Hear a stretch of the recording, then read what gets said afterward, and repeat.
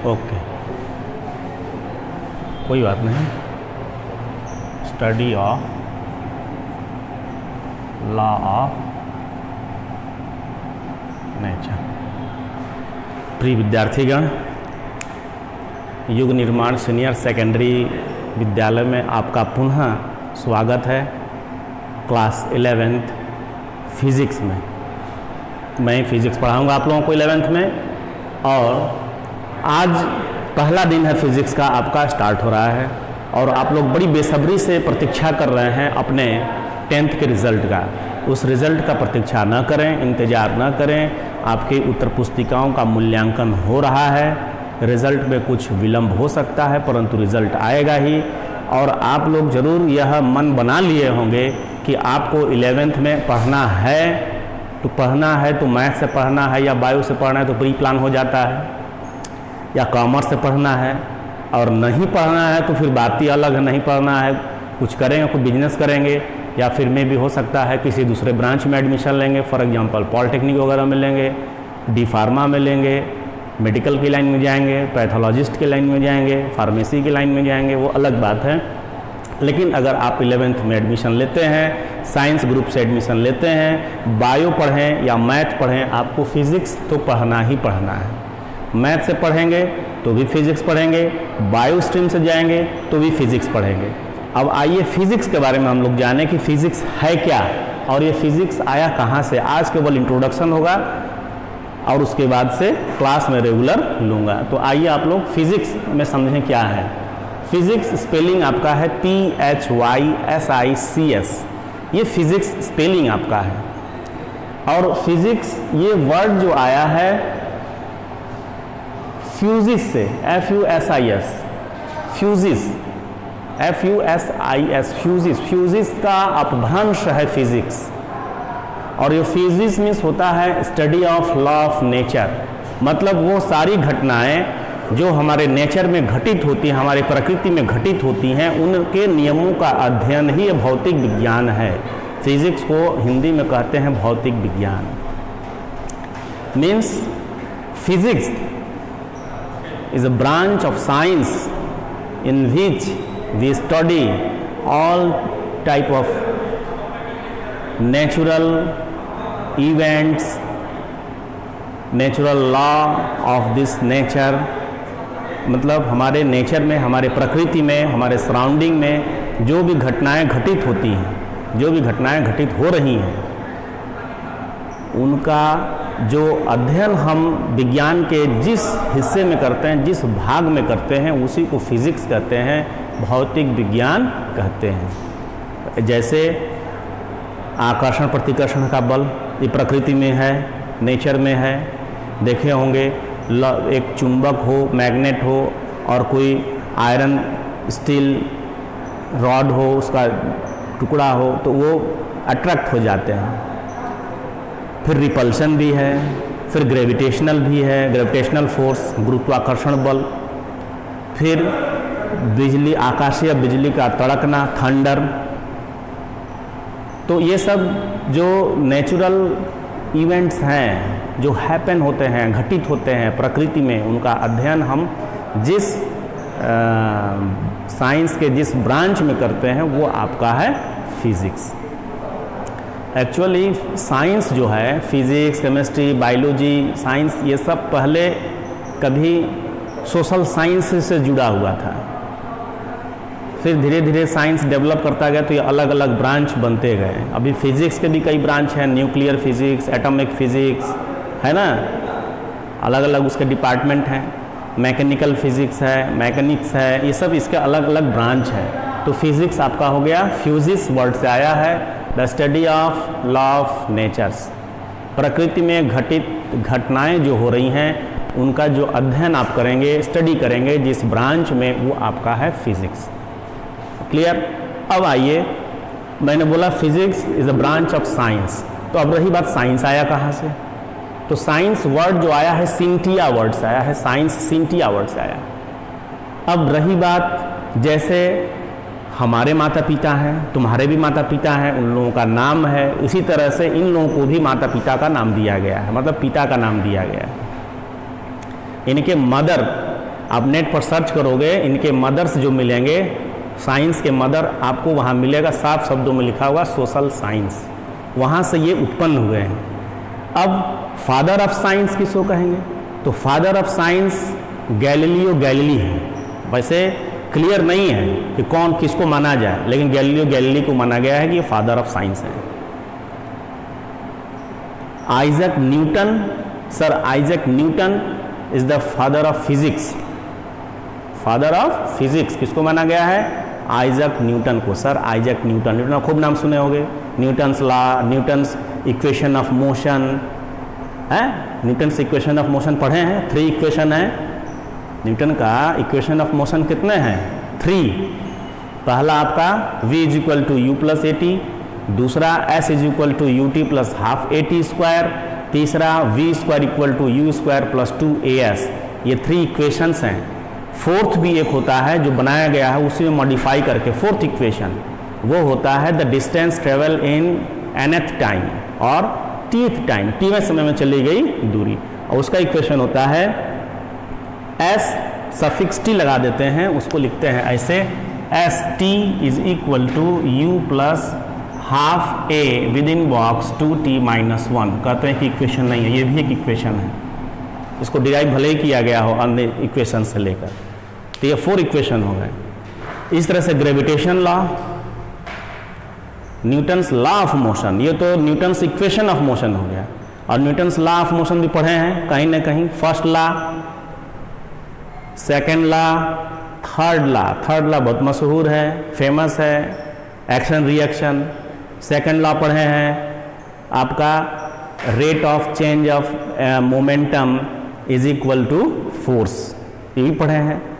Second law 10th में आप पढ़े हैं, सेकेंड लॉ 10th में, 9th में फिजिक्स में पढ़ चुके हैं। F इज इक्वल टू होता है delta P upon delta T। ये डेल्टा P क्या है? Change in momentum, change in momentum. और डेल्टा क्या, डेल्टा T क्या है? चेंज इन टाइम, या टाइम इंटरवल भी कर सकते हैं, चेंज इन टाइम। ये हो गया। मोमेंटम क्या होता है? मोमेंटम, इसको हम P से डिनोट करते हैं, P is equal to mass into velocity, ये मोमेंटम होता है। ये सेकेंड लॉ है। फर्स्ट लॉ क्या है? Newton's first law of motion, Newton first equation of motion. Equation of motion भी है और लॉ ऑफ मोशन है। तो equation of motion v equal to u plus a t first, second s is equal to u t plus half a t square, third v square equal to u square plus 2as। ये 3 equation of motions हैं, they are equations of motion, equations of motion. ये Newton's के ही हैं। और ये जो बता रहा हूँ ये 3 ये हो गए, फर्स्ट, सेकेंड, थर्ड, और इसको फोर्थ मान लेते हैं। ये इक्वेशन ऑफ मोशन है। और यहाँ से इसको छोड़ दो, इधर ये सब जो हैं ये लॉ ऑफ मोशन में आ गए। तो लॉ ऑफ मोशन में और इक्वेशन ऑफ मोशन में अंतर है, दोनों न्यूटन्स के ही हैं, न्यूटन नहीं दिए थे। Newton's law of motion, Newton's NEWTON', Newton's law of motion, ये O है। तो न्यूटन्स लॉ ऑफ मोशन में ये सेकंड है। फर्स्ट आप पढ़े हो, इफ वो लॉ ऑफ इनर्शिया, वही फर्स्ट लॉ है, लॉ ऑफ इनर्शिया ही है कि if an object is at rest then it will remain at rest. और कब तक रेस्ट रहेगा? जब तक उस पर कोई एक्सटर्नल फोर्स अप्लाई नहीं करेंगे। If an object is moving with uniform velocity, अगर यूनिफॉर्म वेलोसिटी से कोई ऑब्जेक्ट मूव कर रहा हो तो वो तब तक नहीं रुकेगा, स्टॉप होगा, जब तक आप उस पर कोई एक्सटर्नल फोर्स नहीं अप्लाई करोगे। यही है first law. And third law, equal action has equal and opposite reaction. Hindi में प्रत्येक क्रिया की समान परंतु विपरीत प्रतिक्रिया होती है। तो ये 3 नियम तो है न्यूटन्स के, 3 नियम, 3 लॉज ऑफ मोशन हैं। अब मैं आज आपको बता दूं, 4th लॉ ऑफ मोशन भी होता है न्यूटन का। और fourth law of motion Newton का जो है वही तो ग्रेविटेशनल फोर्स का है, इसको पढ़ते हैं Newton's gravitational law. Newton's gravitational law क्या है? जो ग्रेविटेशनल फोर्स होता है is equal to universal gravitational constant capital G m1 m2 upon r square. इसके लिए क्या है, अगर दो हीवेनली बॉडी ये r डिस्टेंस पर हो, इनके सेंटर्स के बीच का डिस्टेंस r है, ये मास m1 है, मास m2 है, तब इनके बीच एक फोर्स अप्लाई एग्जिस्ट होता है, उत्पन्न होता है, उसी को ग्रेविटेशनल फोर्स कहते हैं। और ये ग्रेविटेशनल फोर्स का जो फार्मूला है ये आइजैक न्यूटन ने ही दिया है। तो ग्रेविटेशनल फोर्स है और फोर्स जहाँ लगता है वहीं मोशन होगा, तो इसलिए इसको हम fourth law of motion, Newton's fourth law of motion भी कहते हैं। किसको? ग्रेविटेशनल फोर्स के लिए जो यह है F is equal to G m1 m2 upon r square. अब यहाँ g क्या है? g एक कांस्टेंट होता है, यूनिवर्सल ग्रेविटेशनल कांस्टेंट, और g की वैल्यू 6.67 10⁻⁻11 न्यूटन मीटर स्क्वायर पर kg स्क्वायर, ये कैपिटल G की वैल्यू होता है। ये हुआ। मैं क्या बताया? Father of science Galileo Galilei, father of physics sir Isaac Newton, father of physics in India, ये भी एक क्वेश्चन है, किसको माना गया है? Who is the father of physics in India? तो ये माना गया है डॉक्टर होमी जहांगीर भाभा। डॉक्टर होमी जहांगीर भाभा को father of physics in India माना गया। यहाँ तक क्लियर है? ठीक। आज मैंने क्या क्या बताया? फिजिक्स वर्ड आया कहाँ से, फ्यूजिस मीन्स होता क्या है, फ्यूजिस से आया, और फ्यूजिस का क्या मीनिंग है, what is the meaning of physics. Physics a branch of science, science who is the father of science? Galileo Galilei. Father of physics sir Isaac Newton. Father of physics in India doctor Homi Jehangir Bhabha. फिर कुछ मैंने बताया आपको laws के बारे में, Newton's equation of motions, 3 equation of motion यहाँ है, चौथा इसको मान लो। Newton's law of motions, 3 law of motions है। पहला law of inertia, second momentum, rate of change of momentum equivalent to force applied, third action reaction, fourth gravitational force. ये हो गए, आज इतना बता दिया। अब इसमें हम स्टार्ट करेंगे नेक्स्ट, जब मैं क्लास लूँगा उसमें मैं स्टार्ट करूँगा आपका मेज़रमेंट से स्टार्ट करूँगा, यूनिट एंड मेज़रमेंट यहाँ से स्टार्ट होगा।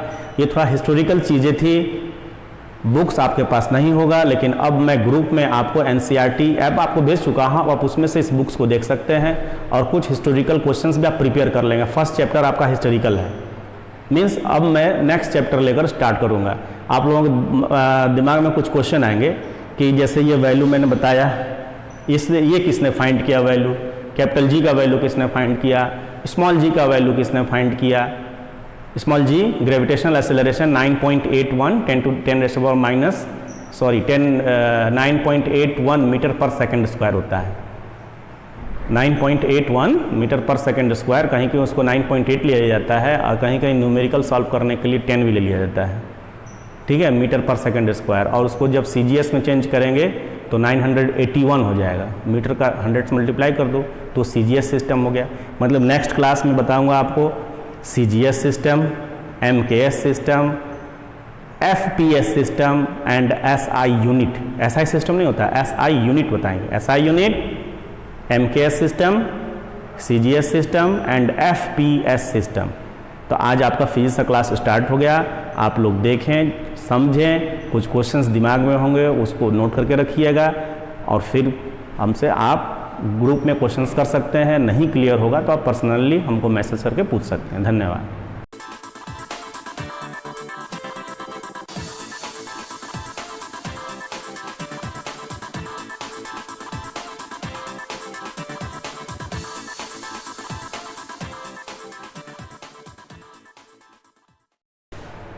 Good morning student.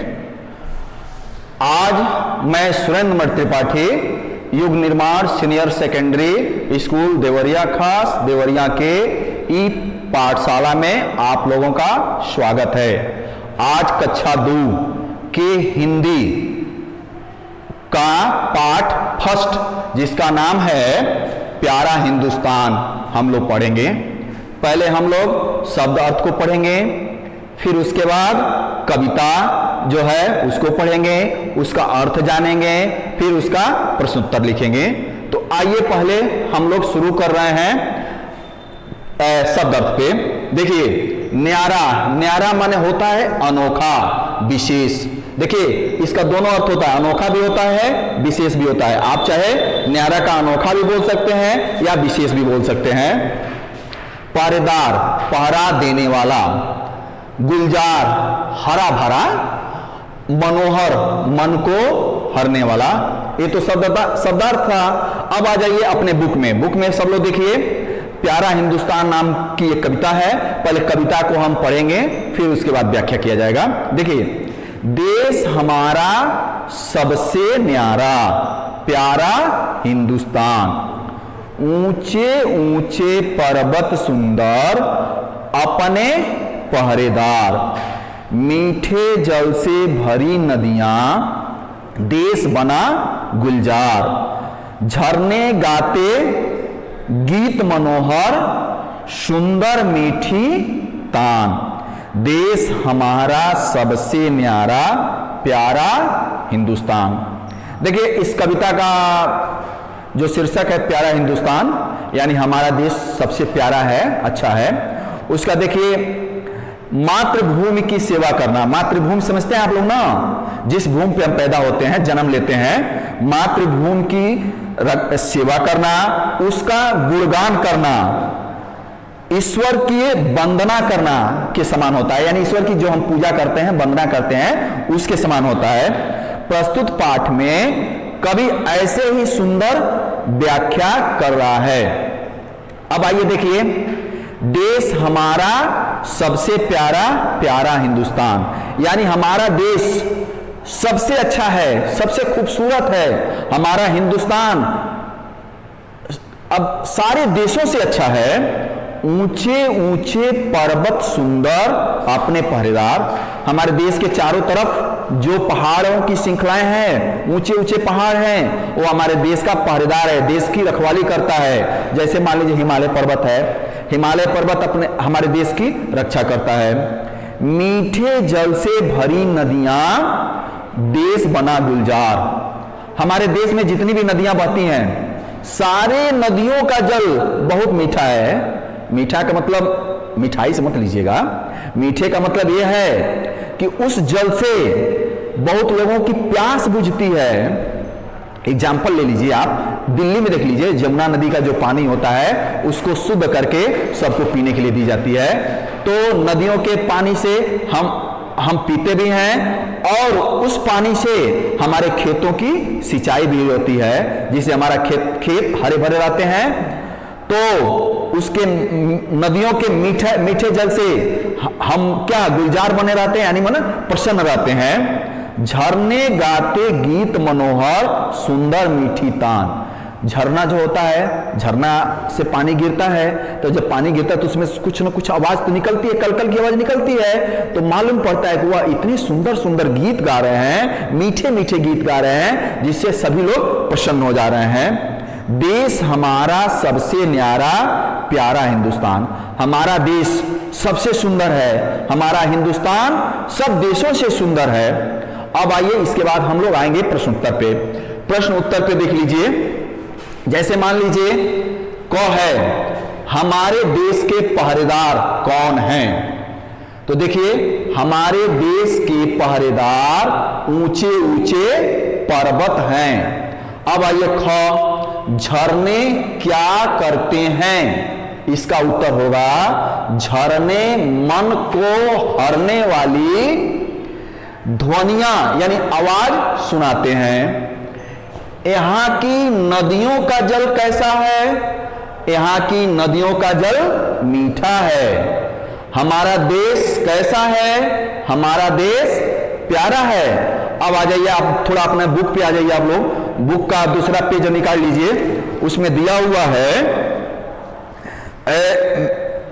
मेल, यानी मेल करना है, एक शब्द से दूसरे शब्द का मेल करना। अब हम इसमें आएंगे मेल मिलाइए में, जिसमें क से ख को मिलाना है।